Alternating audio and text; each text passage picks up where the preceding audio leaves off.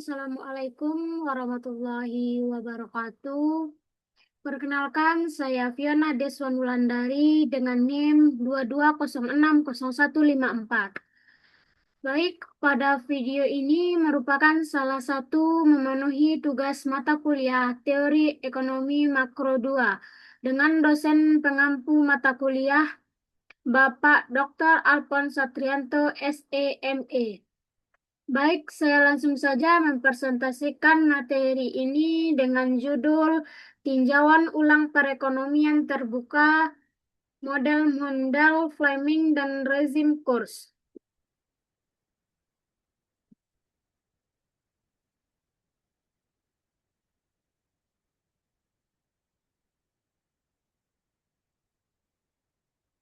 Model Mandling Fleming.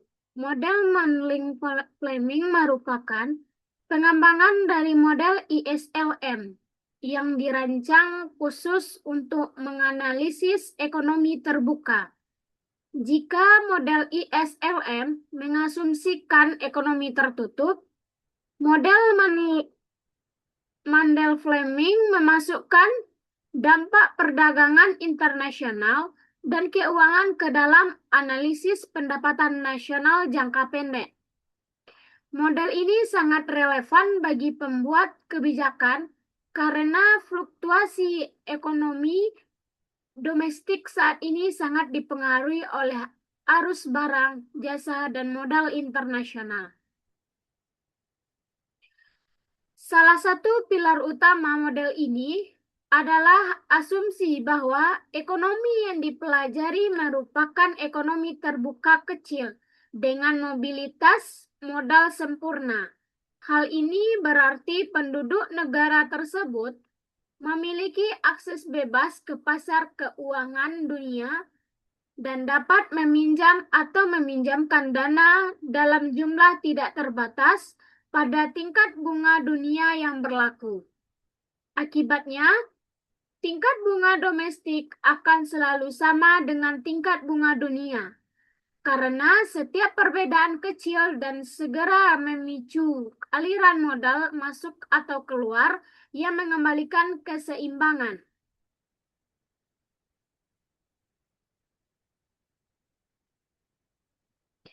Pasar barang dan kurva IS dalam model Mandling-Fleming, pasar barang dinyatakan melalui persamaan Y sama dengan C kali Y kurang T tambah I kali R bintang tambah G tambah NX. Komponen unik di sini adalah ekspor neto yang dipengaruhi secara negatif oleh kurs nominal.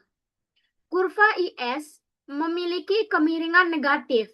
Ketika kurs naik atau apresiasi, barang domestik menjadi lebih mahal bagi pihak asing, sehingga ekspor neto turun dan menurunkan pendapatan agregat.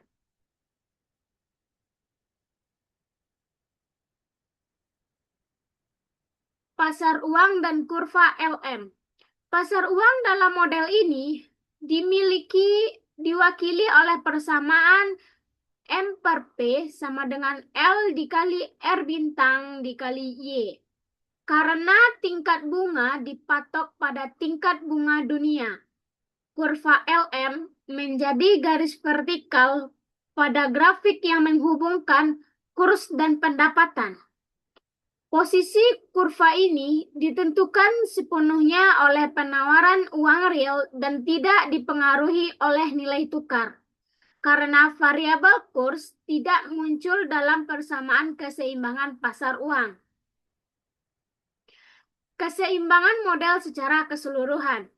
Model Mandel-Fleming mencapai titik keseimbangan kurva ketika kurva IS dan kurva LM berpotongan. Perpotongan ini menentukan tingkat pendapatan agregat dan kurs yang menyeimbangkan pasar barang dan pasar uang secara simultan. Persamaan terhadap kedua kurva ini sangat penting karena efektivitas Kebijakan fiskal dan moneter nantinya akan sangat bergantung pada sistem kurs yang dianut oleh negara tersebut. Apakah kurs mengambang atau kurs tetap?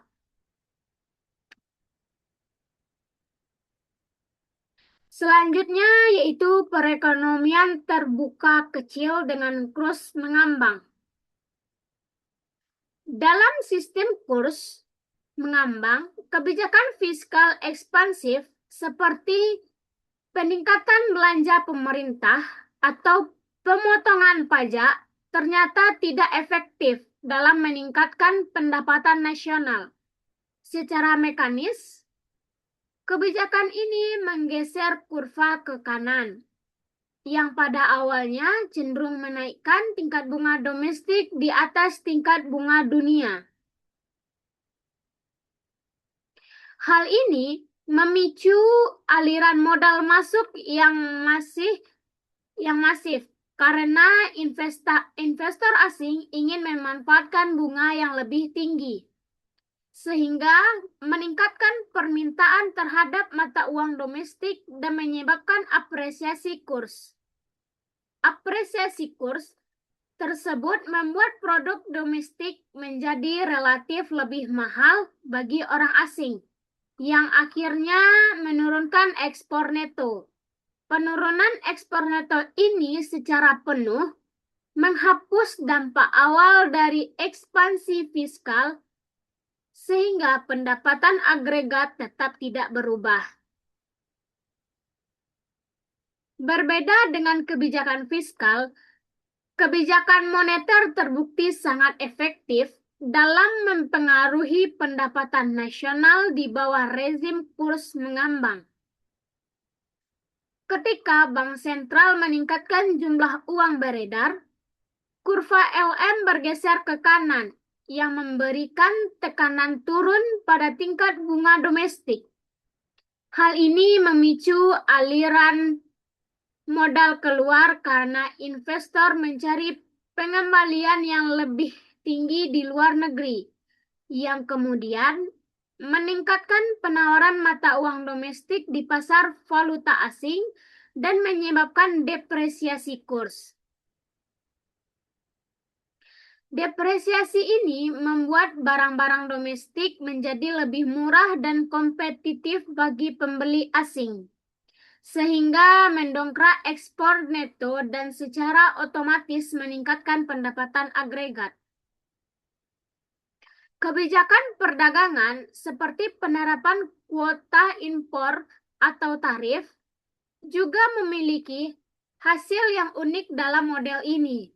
Pembatasan impor pada awalnya meningkatkan ekspor neto dan menggeser kurva IS ke kanan.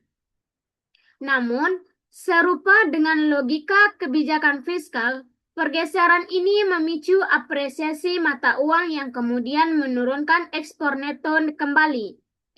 Hasil akhirnya adalah pendapatan nasional tidak berubah, dan neraca perdagangan pun tetap tidak terpengaruh secara keseluruhan. Dampak nyata dari kebijakan perdagangan ini hanyalah pengurangan volume perdagangan secara total. Ekonomi domestik mengimpor lebih sedikit, tetapi juga mengekspor lebih sedikit karena arus yang lebih mahal. Selanjutnya, perekonomian terbuka kecil dengan kurs tetap. Dalam kurs tetap atau fixed exchange rates, bank sentral berkomitmen penuh untuk membeli atau menjual mata uang domestik demi mempertahankan nilai tukar pada sistem yang telah diumumkan sebelumnya. Esensi dari sistem ini adalah kesediaan bank sentral untuk membiarkan jumlah uang beredar menyesuaikan secara otomatis guna menjaga agar kurs equilibrium pasar selalu sama dengan kurs resmi. Jika terjadi tekanan yang membuat kurs pasar berbeda dari kurs tetap, pialang akan melakukan arbitrase yang memaksa bank sentral melakukan intervensi atau membeli atau menjual mata uang asing. yang secara langsung menggeser kurva LM hingga nilai tukar kembali ke titik yang ditentukan. Contoh historis utama dari sistem ini adalah sistem Bretton Woods dan standar emas nasional.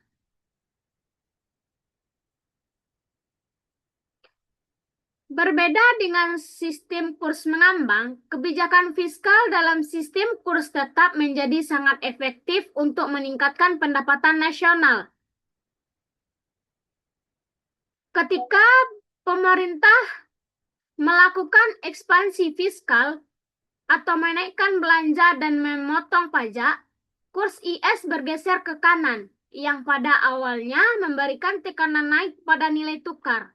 Untuk mempertahankan kurs agar tidak terapresiasi, Bank sentral harus membeli mata uang asing dan menjual mata uang domestik, yang secara otomatis meningkatkan jumlah uang beredar dan menggeser kurva LM ke kanan.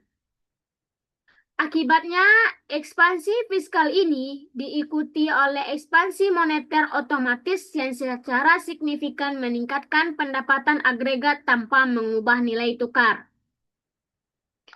Dalam sistem kurs tetap, kebijakan moneter konvensional menjadi tidak efektif dan kehilangan otonominya. Jika bank sentral mencoba meningkatkan jumlah uang beredar dengan membeli obligasi, hal ini akan memberikan tekanan turun pada kurs. Untuk mencegah depresiasi dan menjaga kurs tetap, bank sentral terpaksa harus menjual mata uang asing dan menarik kembali mata uang domestik dari peredaran. Proses ini akan terus berlanjut hingga kurva LM bergeser kembali ke posisi semula. Namun, negara masih bisa menggunakan kebijakan moneter dengan cara mengubah tingkat kurs itu sendiri, yaitu melalui devaluasi atau menurunkan nilai mata uang untuk meningkatkan ekspor neto dan pendapatan, atau revaluasi menaikkan nilai mata uang. Hambatan perdagangan seperti tarif atau kuota impor dalam sistem kurs tetap juga mampu meningkatkan pendapatan agregat. Kebijakan ini menggeser kurva IS ke kanan, yang kemudian memicu ekspansi moneter otomatis oleh bank sentral untuk mempertahankan kurs, sehingga pada akhirnya meningkatkan pendapatan. Secara ringkas, model Mandel-Fleming menunjukkan bahwa efektivitas kebijakan moneter dan fiskal sangat bergantung pada rezim kurs. Fiskal sangat kuat pada kurs tetap, tetapi lemah pada kurs mengambang. Sementara moneter sangat kuat pada kurs mengambang, tetapi kehilangan kekuatannya pada sistem kurs tetap.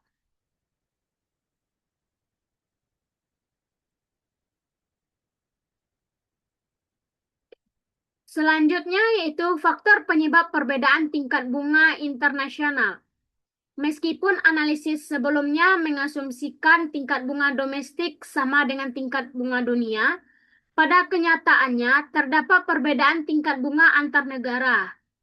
Karena dua alasan utama. Yang pertama adalah risiko negara, di mana investor menuntut tingkat bunga yang lebih tinggi sebagai kompensasi atau risiko politik, seperti kemungkinan revolusi atau kekacauan yang mengganggu pelunasan pinjaman. Kedua adalah ekspektasi kurs, di mana jika mata uang suatu negara diperkirakan akan turun nilainya atau depresiasi terhadap dolar, peminjam di negara tersebut harus membayar tingkat bunga yang lebih tinggi untuk mengompensasi kerugian nilai mata uang yang diharapkan oleh pemberi pinjaman.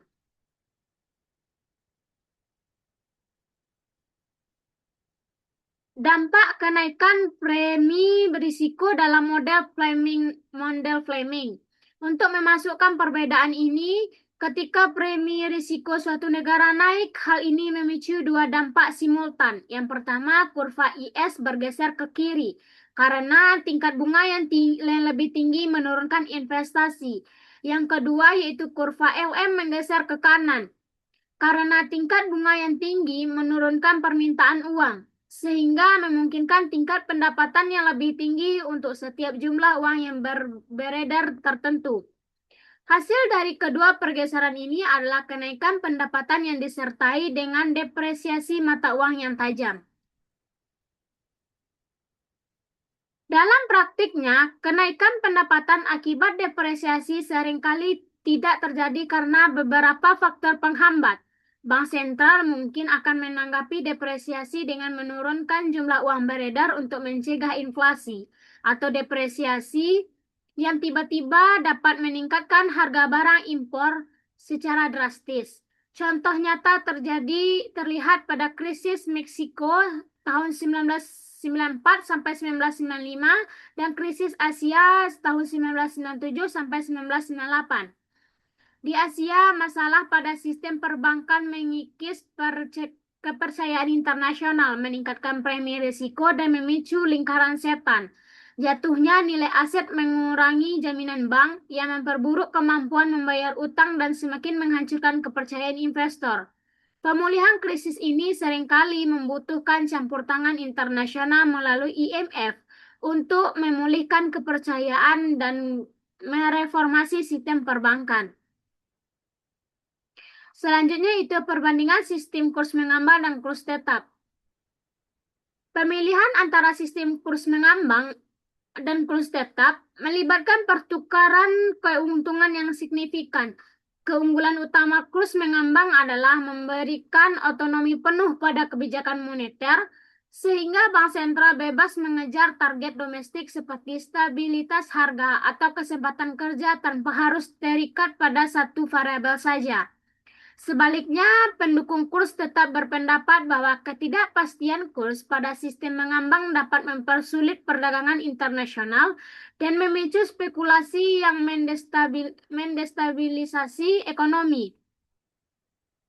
Kurs tetap dipandang sebagai cara untuk mendisiplinkan otoritas moneter agar tidak mencetak uang secara berlebihan, meskipun risikonya dapat menyebabkan fluktuasi yang lebih besar pada pendapatan dan kesempatan kerja. Bentuk ekstrim dari sistem kurs tetap adalah kesatuan moneter, seperti yang terjadi di Amerika Selatan dan Uni Eropa dengan mata uang euro.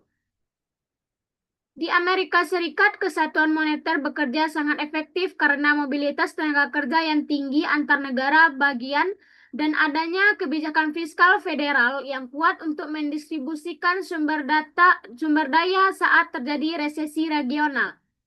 Di Eropa, tantangannya lebih besar karena mobilitas tenaga kerja terbatas oleh perbedaan bahasa serta tidak adanya sistem pajak federal yang dapat mentransfer dana secara otomatis antar negara anggota. Meskipun kehilangan otonomi kebijakan moneter nasional dianggap sebagai biaya, pendukung euro percaya bahwa manfaat politik dan kemudahan perdagangan internasional akan menutupi kerugian tersebut dalam jangka panjang. Sistem kurs tetap seringkali rentan terhadap serangan spekulatif, di mana investor secara massal menukarkan mata uang domestik ke mata uang asing karena takut akan devaluasi, yang dapat menghabiskan cadangan devisa bank sentral dengan cepat. Untuk mengatasi kerentanan ini, beberapa negara mengadopsi mekanisme yang lebih ketat seperti currency boards, yang mengharuskan bank sentral memegang cukup mata uang asing untuk mendukung setiap unit bank mata uang domestik yang beredar. Langkah yang lebih jauh adalah dolarisasi, yaitu mengganti mata uang nasional sepenuhnya dengan mata uang asing seperti dolar AS. Meskipun ini menghilangkan risiko krisis kurs sepenuhnya, negara tersebut akan kehilangan pendapatan secondary atau keuntungan dari percetakan uang. Selanjutnya yaitu peran tingkat harga dan kurs real. Dalam analisis jangka pendek sebelumnya, tingkat harga diasumsikan tetap, sehingga kurs nominal dan kurs real bergerak bersamaan. Namun, ketika model diperluas untuk mencakup perubahan tingkat harga, kedua model ini harus dibedakan karena kurs Real kini dipengaruhi oleh rasio harga domestik terhadap harga luar negeri. Dalam model ini, kurva IS menyatakan bahwa ekspor neto bergantung pada kurs real, sementara kurva LM menunjukkan bahwa permintaan uang real harus seimbang dengan penawaran uang. Model Mendel-Fleming menjelaskan teori permintaan agregat untuk perekonomian terbuka kecil dengan menunjukkan hubungan negatif antara tingkat harga dan tingkat pendapatan.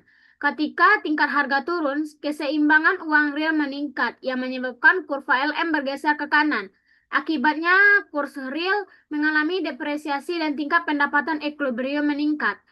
Hubungan inilah yang membentuk kurva permintaan agregat, di mana setiap kebijakan yang meningkatkan pendapatan, seperti ekspansi fiskal pada kurs tetap atau ekspansi moneter pada kurs mengambang, akan menggeser kurva eh, permintaan agregat ke kanan. Transisi dari equilibrium jangka pendek ke jangka panjang bergantung pada penyesuaian tingkat harga untuk mengembalikan perekonomian ke tingkat output sebelumnya. Penurunan harga meningkatkan keseimbangan uang real, menggeser kurva LM ke kanan dan menyebabkan depresiasi kurs real hingga ekspor neto meningkat cukup besar untuk membawa perekonomian ke titik C, yaitu equilibrium jangka panjang. Kecepatan transisi ini ditentukan oleh seberapa cepat tingkat harga menyesuaikan diri terhadap kondisi pasar.